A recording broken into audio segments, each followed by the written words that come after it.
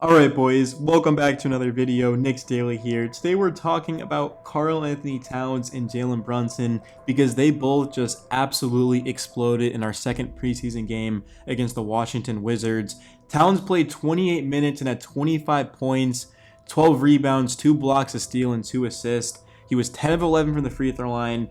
Cat was super aggressive. He got to his spots and he made the most of it. He did struggle early on. He missed his first 3 jump shots, which were wide open. There wasn't a guy within 5 or 7 feet from him.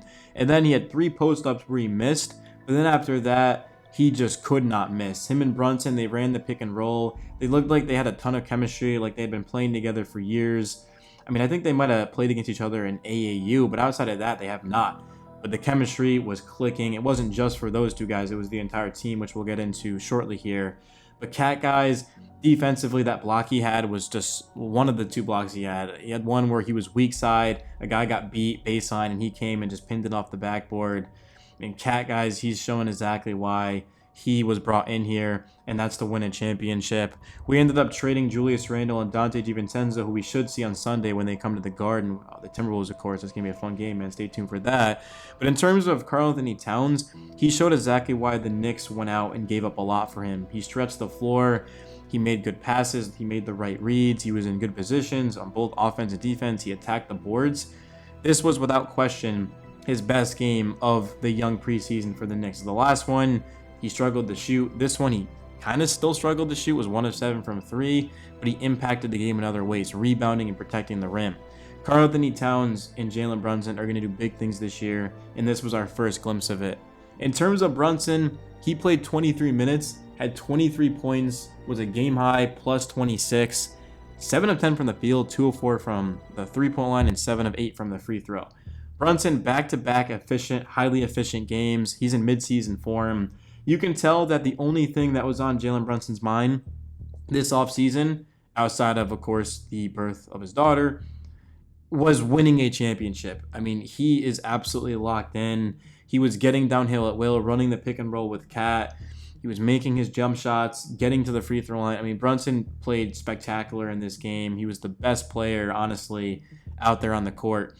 And it was just a quick 23 and 23 minutes for Brunson, man. In terms of the rest of the starting lineup, we're going to get into the bench in my next video. But OG Anunoby offensively did struggle in this game. I still think he's getting back to himself coming off of a season-ending injury. Of course, he had surgery. I guess technically it wasn't season-ending. He came back and then he tried to play in Game 7, but it really should have been season-ending. He had no business being out there. But OG, guys, 0 4 from 3, 2 of 9 from the field. He got a lot of open looks, just could not knock them down. I think it's a combination of him just getting back to his old self and, of course, the preseason. So we'll give him some time. He's coming off of a summer, or he's coming off of a big contract. Not worried about OG defensively, though. He was great getting in the passing lanes, contesting shots. He had 2 steals. OG's the type of player that doesn't show up in the box score more often than not, but his impact cannot be overstated, guys. It was a good game for him defensively. Him and Mikal Bridges just dominated on the perimeter, and they showed exactly why the Knicks were super hungry to pair them out there, because it gives us the best chance to beat the Boston Celtics with what they've got offensively. In terms of Josh Hart, he had a quiet game, 25 minutes, ends up going out there and not scoring. Did take 2 shots, which were both threes. The second one barely hit the rim. It grazed it, but 5 assists and 6 rebounds going after loose balls. I told you guys in my last video that Josh Hart led the NBA in loose balls recovered last year, and he showed exactly why the Knicks are starting him, chasing the ball, getting in the passing lanes, running the fast break, just making the right play, the right read. There was one play in this game where Hart was wide open for a corner 3, and he said, well, Bridges is wide open next to me. He just handed it to him, and then Bridges knocked down that one. So, and Josh Hart, honestly, he did exactly what he's supposed to. Hart said it himself. He's like, I'm not in the starting lineup to score 20. No, I'm out there to make plays, winning plays, and that's exactly what Hart did. So it's not always about the box score, the stat sheet. Sometimes it's just about the eye test and what we're seeing. And Josh Hart, I thought, played a good game. I mean, the starting lineup, guys, they did not shoot the ball particularly great. I mean, Cat was 7 of 20. OG was 2 of 9. Josh Hart was 0 of 2. But they just did a lot of good on the defensive side of the ball. They had good chemistry, continuity. They moved it. I thought they switched pick and rolls and just in general switched fantastically. They had a lot of chemistry. I mean, this team looks in mid-form. I thought the first game they had a lot of rust and they just got bailed out by the second unit.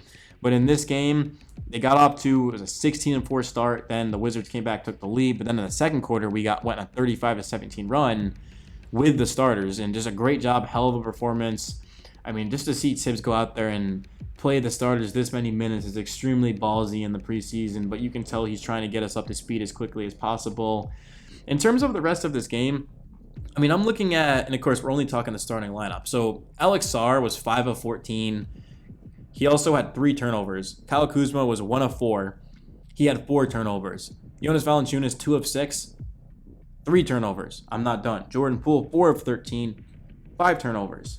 And then, I don't even know how to pronounce that. Kulabale? I completely butchered that. Kulabale? I don't even know, bro. But he was 1 of 9 and had a turnover. So all of a sudden, that's 7, 10, 15. That's 16 turnovers, guys. Yet alone that efficiency. So the Knicks were, again, getting in the passing lane. A lot of it was just sloppy Wizards passing, but the Knicks did make it tough, and they were physical. Every shot the Wizards were taking had to be earned. There was a couple of times where we got beat backdoor by the starters, and sometimes we recovered, sometimes we didn't. But it was just an absolute abomination. I thought the Wizards they were not ready for this game. It looks like they're in for another long season. Clearly, they're tanking for Cooper Flag. But you've got to give credit to the Knicks because they did what they were supposed to. They blew out a very bad Wizards team at home, and we just showed a lot of promise. And I'm excited, man. We're only going to get better, right? This is the worst we're going to see the Knicks the entire year. We're only going to grow and get better as everything goes on. So I'm extremely encouraged about what I saw in this game. And for Tibbs, just to make sure that we're up to speed is huge because we do have the Boston Celtics, the first game of the year in TD Garden. They have their ring ceremony. We want to make sure that we're able to go in there and pick up a win against a divisional rival, but also to make a statement, to send a message that we're coming for you.